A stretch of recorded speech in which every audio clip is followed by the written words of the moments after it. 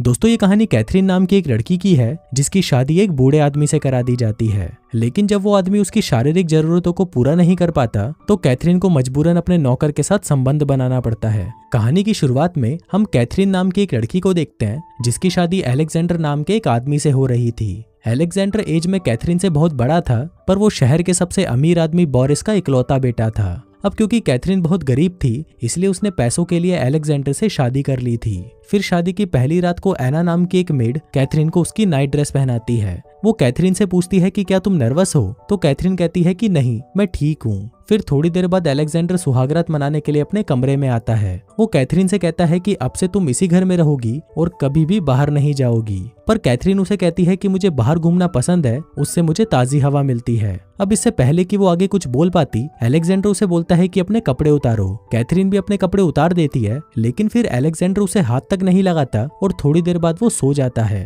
अब अलेक्जेंडर ने उसे घर से बाहर निकलने से मना किया था, इसलिए कैथरीन को उस घर के अंदर ही बंद करके रखा जाता है। वहीं घर की सारी मेड्स कैथरीन का ख्याल रखती थी, पर कैथरीन के लिए वो घर किसी जेल से कम नहीं था। रात को कैथरीन एलेक्स के साथ ही सोती थी, पर एलेक्स उसे कभी भी हाथ नहीं लगाता था। वहीं बोरिस और एलेक्स की आपस में बिल्कुल नहीं बनती थी, इसलिए बोरिस कैथरीन को कहता है कि चाहे कुछ भी हो तुम एलेक्स को बच्चा मत देना। वो उसे ये भी कहता है कि जब तक तुम्हारा पति तुम्हारे पास ना आ जाए तब तक तुम मत सोना। दरअसल एलेक्स रात को बहुत लेट आता था, इसलिए बोरिस ने कैथरीन के कमरे में एक मेड रखी थी ताकि जब भी कैथरीन सोने की कोशिश करे तो वो मेड उसे जगा दे। फिर एक दिन ऐसे ही एलेक्स टल्ली होकर कैथरीन के कमरे में आता है और वो उसे फिर से उसके कपड़े उतारने को कहता है। कैथरीन भी उसकी बात मानकर अपने कपड़े उतार देती है, लेकिन तभी एलेक्स उसे दीवार की तरफ मुंह करने को बोलता है, जिसके बाद वो उसे कुछ देर तक घूरता है और फिर सो जाता है। फिर अगले दिन हम देखते हैं कि एलेक्स और बोरिस अपने अपने बिजनेस के काम के लिए शहर से बाहर चले जाते हैं। अब कैथरीन घर पर बिल्कुल अकेली थी और उसके साथ सिर्फ उसकी मेड एना थी। अब कैथरीन को कोई रोकने वाला भी नहीं था, इसलिए वो मौका देखकर घर से बाहर निकल जाती है और वहां ताजी हवा खाने लगती है। फिर एक दिन कैथरीन को नौकरों के कमरे से कुछ आवाजें सुनाई देती है, तो वो वहां जाकर चेक करती है। वहां पर वो देखती है कि कुछ आदमी मिलकर एना को परेशान कर रहे थे।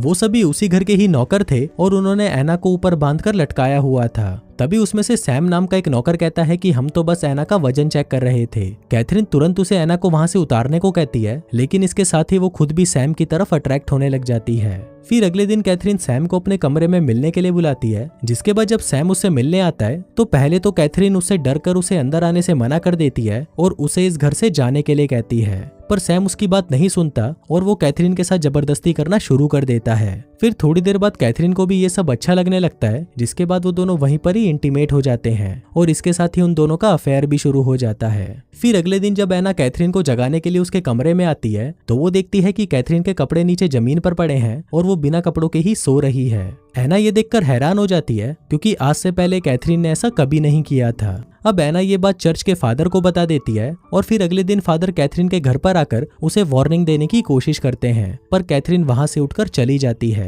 अब कैथरीन सैम से रोज मिलने लगती है और वो दोनों दिन रात सिर्फ इंटीमेट होते रहते हैं और ये सब वो दोनों एना के सामने ही करते थे। फिर एक दिन एना कैथरीन को बताती है कि बोरिस लौट आया है और वो भी खेतों में है, शायद वो शाम तक घर वापस आ जाएगा। फिर शाम को जब बोरिस घर पर आता है तो वो डिनर करते वक्त एना से उसकी फेवरेट शराब मांगता है, पर एना को पता चलता है कि बोरिस के जाने के बाद उसके पीछे से सारी शराब कैथरीन ने ही खत्म कर दी थी। फिर एन बोरिस के पास आती है और उसे कहती है कि आपकी शराब खत्म हो चुकी है। अभी सुनकर बोरिस बहुत गुस्सा हो जाता है और वो एना को डांटने लगता है और सजा के तौर पर उसे जानवरों की तरह चलने के लिए कहता है। फिर अगले दिन बोरिस को भी कैथरीन के अफेयर के बारे में पता चल जाता है, तो वो सैम को बहुत मारता है और उसे घर के अंदर बंद कर देता है। फिर जब कैथरीन सैम को छोड़ने के लिए कहती है तो बोरिस उसे भी एक थप्पड़ मार देता है। अब इस बात से गुस्सा होकर कैथरीन बोरिस के खाने में जहर मिला देती है और दूसरे कमरे में बैठकर एना के साथ बातें करने लगती है। कैथरीन को पता था कि बोरिस दूसरे कमरे में तड़प रहा है, पर उसे इस बात से कोई फर्क नहीं पड़ता। अब फाइनली बोरिस मर जाता है और कैथरीन ये बात उसके बेटे अलेक्जेंडर को खत लिखकर बता देती है, पर इसके जवाब में अलेक्जेंडर उसे कहता है कि वो बोरिस के फ्यूनरल पर नहीं आएगा, इसलिए उसके बिना ही कैथरीन अकेले ही बोरिस का फ्यूनरल कर देती है। पर वहां पर एना को बोरिस की मौत पर शक हो रहा था, इसलिए कैथरीन और सैम को डर था कि कहीं एना इस बारे में अलेक्जेंडर को ना बता दे। फिर एक रात जब कैथरीन और सैम सो रहे थे तो कैथरीन को बाहर से कुछ आवाज सुनाई देती है और अचानक उसकी नींद खुल जाती है। फिर वो खिड़की से बाहर देखती है तो उसे पता चलता है कि अलेक्जेंडर वापस लौट आया है। कैथरीन जल्दी से सैम को जगाती है और उसे पास वाले कमरे में छुपा देती है। फिर वो बेड पर बैठ जाती है और ऐसा दिखाती है कि वो अलेक्जेंडर का ही इंतजार कर रही थी। फिर जब अलेक्जेंडर कमरे में आता है तो वो उससे पूछता है कि तुम अभी भी जाग रही हो, जिस पर कैथरीन उसे कहती है कि मैंने घोड़ों की आवाज सुनी थी जिससे मेरी आंख खुल गई। तभी अलेक्जेंडर को बेड के पास एक बेल्ट गिरी हुई मिलती है, जिस पर कैथरीन उसे बोलती है कि मुझे ये बेल्ट खेतों में मिली थी इसलिए मैंने इसे अपने पास रख लिया। इसके बाद कैथरीन अलेक्जेंडर के लिए चाय बनाकर लाती है, पर तभी अलेक्जेंडर उसे कहता है कि मुझे पता चल चुका है कि तुमने मेरे जाने के बाद क्या क्या गुल खिलाए हैं और तुम एक वैश्या बन चुकी हो। अब कैथरीन को ये सुनकर बहुत गुस्सा आता है और वो सैम को पास वाले कमरे से लेकर आती है और उसके साथ अलेक्जेंडर के सामने ही इंटीमेट होने लगती है। अब ये देखकर अलेक्जेंडर के अंदर का राक्षस जाग जाता है और वो सैम को वहीं पर ही कुत्ते की तरह मारना शुरू कर देता है। पर तभी कैथरीन पीछे से अलेक्जेंडर पर हमला कर देती है और वो उसे जान से मार डालती है। अब अलेक्जेंडर को मरा हुआ देखकर सैम बहुत ज्यादा डर जाता है, क्योंकि गलती से ही सही उन दोनों के हाथों एक मर्डर हो गया था। इसके बाद वो दोनों अलेक्जेंडर की बॉडी को खेत में दफना देते हैं और दूसरी तरफ कैथरीन उसके घोड़े को जंगल में ले जाकर मार डालती है, ताकि किसी को भी ये पता न चले कि अलेक्जेंडर कभी इस टाउन में आया भी था। अब इस इंसिडेंट के बाद से सैम बहुत ज्यादा डर गया था और उसकी रातों की नींद उड़ गई थी। वो कैथरीन को कहता है कि जब भी मैं अपनी आंखें बंद करता हूँ तो मुझे सिर्फ अलेक्जेंडर की ही लाश दिखाई देती है। पर इस पर कैथरीन उसे समझाती है कि मैंने ऐसा सिर्फ इसलिए किया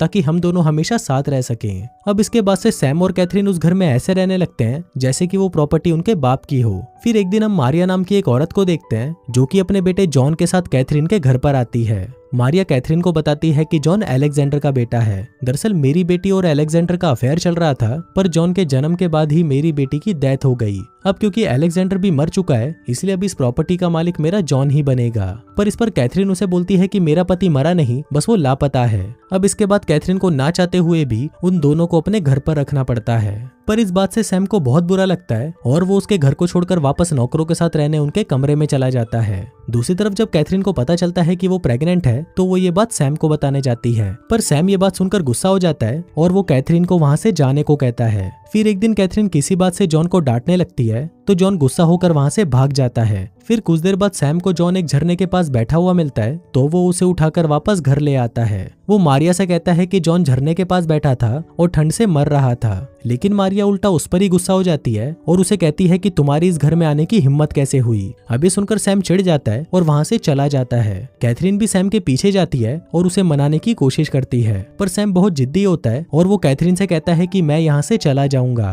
पर कैथरीन किसी तरह उसे यहाँ पर रोक लेती है। फिर इसके बाद कैथरीन मारिया के पास आती है और उसे कहती है कि जॉन का मैं ध्यान रख लूंगी और तुम सोने चली जाओ। अब कैथरीन की बात मानकर मारिया भी वहां से चली जाती है, पर उसके जाते ही कैथरीन और सैम मिलकर जॉन को भी मार डालते हैं। अब इसके बाद हम सैम को देखते हैं जिसको बहुत पछतावा हो रहा था कि उसने जॉन को भी मार डाला, और वहीं कैथरीन सबको बताती है कि रात को तो मैं सो गई थी और मुझे पता नहीं कि जॉन की मौत कैसे हुई। अब सभी लोग मिलकर इस बारे में बात कर ही रहे थे कि तभी सैम वहां पर आता है और सभी को बता देता है कि मैंने और कैथरीन ने मिलकर उस लड़के को मार दिया।